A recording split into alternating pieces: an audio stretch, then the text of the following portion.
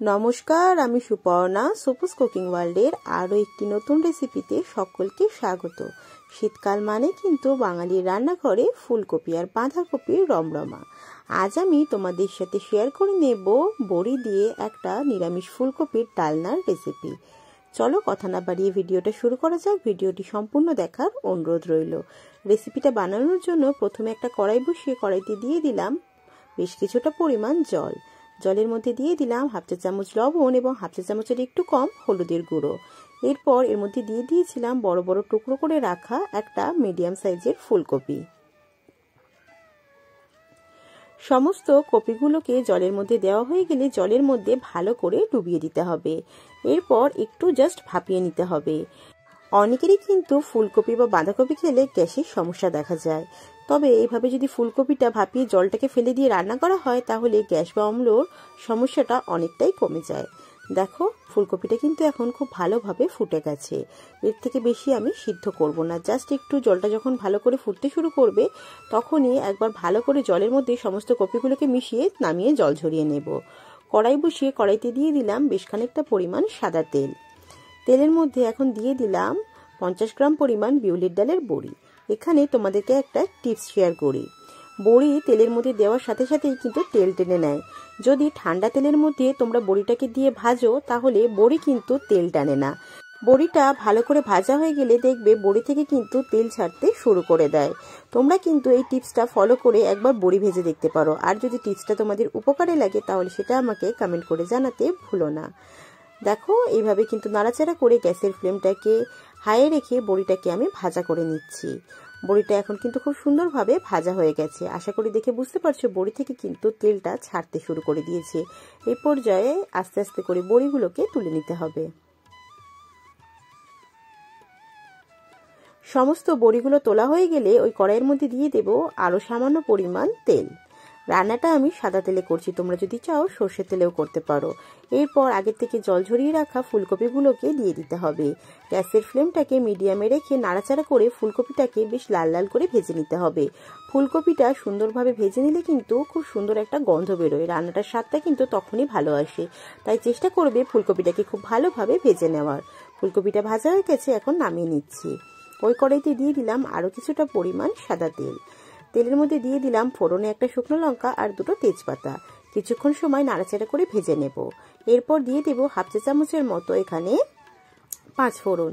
পাঁচফোড়নটাকে দিয়েও কিন্তু নাড়িয়ে নেব। গ্যাসের ফ্লেমটাকে কিন্তু অতি অবশ্যই এই সময় মিডিয়ামে রাখতে হবে। হাইয়ে দিয়ে ভাজলে মশলাগুলো পুড়ে যাবে। এখন এর মধ্যে দিয়ে দিচ্ছি আগের থেকে ডুমো ডুমো করে কেটে রাখা দুটো মিডিয়াম সাইজের আলু। আলুটাকে দিয়েও নাড়াচাড়া করে বেশ ভালো করে ভেজে নিতে হবে। প্রথমে 2 মিনিট নাড়াচাড়া করে ভেজে নেব। এরপর এটাকে ঢাকনা দিয়ে রান্না করে নেব আরও 2 মিনিটের জন্য। 2 মিনিট পর ঢাকনা খুলে আবারও নাড়াচাড়া করে ভেজে নেব যতক্ষণ না পর্যন্ত আলুটা বেশ লাল ভাজা হয়ে আসে। গ্যাসের ফ্লেমটাকে একটু হাই করে দিলাম যাতে আলুটা একটু তাড়াতাড়ি ভাজা হয়ে যায়।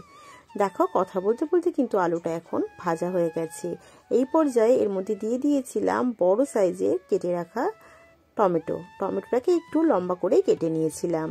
এরপর টমেটোটাকে দেওয়ার পরেও 2 মিনিট সময় ধরে ভালো করে নাড়াচাড়া করে নিতে হবে। এখন কিন্তু গ্যাসের ফ্লেমটাকে মিডিয়ামে করে দিয়েছি। টমেটোটাকে দিয়ে 2 মিনিট কষানো হয়ে গেছে। এখন এর মধ্যে দিয়ে দেব হাফ চা চামচ ধনে গুঁড়ো, 1 চা চামচ দিয়ে দেব জিরে গুঁড়ো, দিয়ে দেব হাফ চা চামচ লাল লঙ্কার গুঁড়ো আর হাফ চা চামচ হলুদের গুঁড়ো। এবার সমস্ত উপকরণগুলোকে খুব ভালো করে তেলের মধ্যে কষিয়ে নেব যাতে মশলার যে কাঁচা গন্ধটা আছে সেটা চলে যায়। রান্নাটা কিন্তু খুবই সামান্য পরিমাণ মশলা দিয়েই রান্না করব। খেতে কিন্তু হয় অসাধারণ। দেখো, এইভাবে কিন্তু মশলাটাকে দেওয়ার পর খুব ভালোভাবে মিনিট 2 সময় ধরে কষিয়ে নিয়েছিলাম। এখন দিয়ে দিলাম স্বাদ অনুযায়ী লবণ আর হাফ চা চামচ এখানে দিয়ে দিয়েছিলাম চিনি।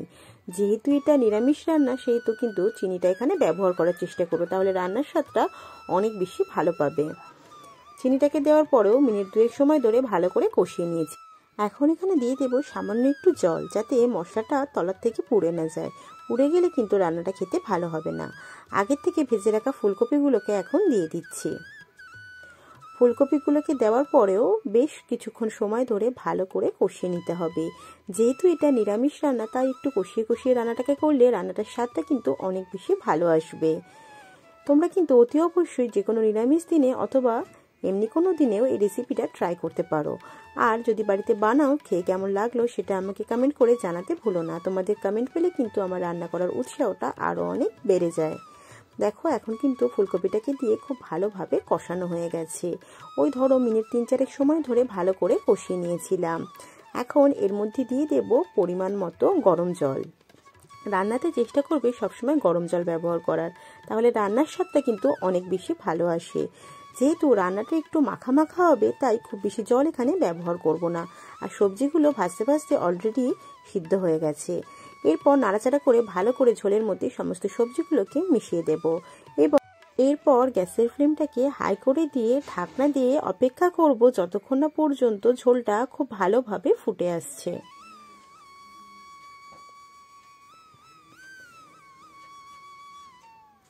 দেখো ঝোলটা কিন্তু এখন খুব ভালোভাবে ফুটতে শুরু করে দিয়েছে। এখন গ্যাসের ফ্লেমটাকে লো টু মিডিয়ামে করে দেব এবং 2 থেকে 3 মিনিট সময় ধরে ভালো করে ফুটিয়ে নেব। 3 থেকে 4 মিনিট সময় পর ঢাকনা খুলে এর উপর থেকে দিয়ে দেব আগের থেকে ভেজে রাখা বড়িটা। বড়িটা কিন্তু একেবারে শুরুতেই দিয়ে দেবে না, তাহলে কিন্তু বড়ির যে ক্রাঞ্চি ব্যাপারটা থাকে সেটা নষ্ট হয়ে যাবে। চেষ্টা করবে একটু শেষের দিকে বড়িটাকে দেওয়ার, তাহলে বড়ির মধ্যে যে ক্রাঞ্চি ভাবটা আছে সেটা কিন্তু থাকবে রান্নাটাতে এবং রান্নাটা খেতে অনেক বেশি ভালো হবে। বড়িটাকে দেওয়ার পর ঢাকনা দিয়ে রেখে দিয়েছিলাম 2 মিনিট। 2 মিনিট পর নাড়াচাড়া করে বড়িটাকে ঝোলের মধ্যে ডুবিয়ে দিচ্ছি, যাতে একটু বড়িটা সিদ্ধ হয়ে যায়। বড়িটাকে ভালো করে মেশানো হয়ে গেলে ঢাকনা দিয়ে রেখে দেব যতক্ষণ না পর্যন্ত ঝোলটা একটু মাখা মাখা হয়ে আসে।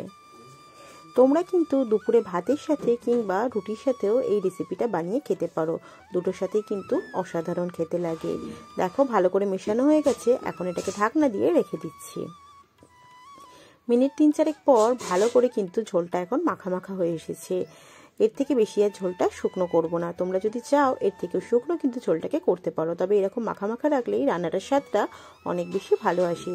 এখন উপর থেকে ছড়িয়ে দিচ্ছি বেশ খানিকটা পরিমাণ কোচানো ধনেপাতা। শীতের ফুলকপি রান্না ধনেপাতা ছাড়া কি চলে? তাই অতি অবশ্যই শেষে একটু ধনেপাতা ব্যবহার করলে রান্নার স্বাদটা কিন্তু অনেক বেশি ভালো আসবে। ধনেপাতাটাকে দেওয়ার পর ভালো করে মিশিয়ে দিয়ে গ্যাসের ফ্লেমটাকে লোতে রেখে 1 মিনিটের মতো ফুটিয়ে নেব।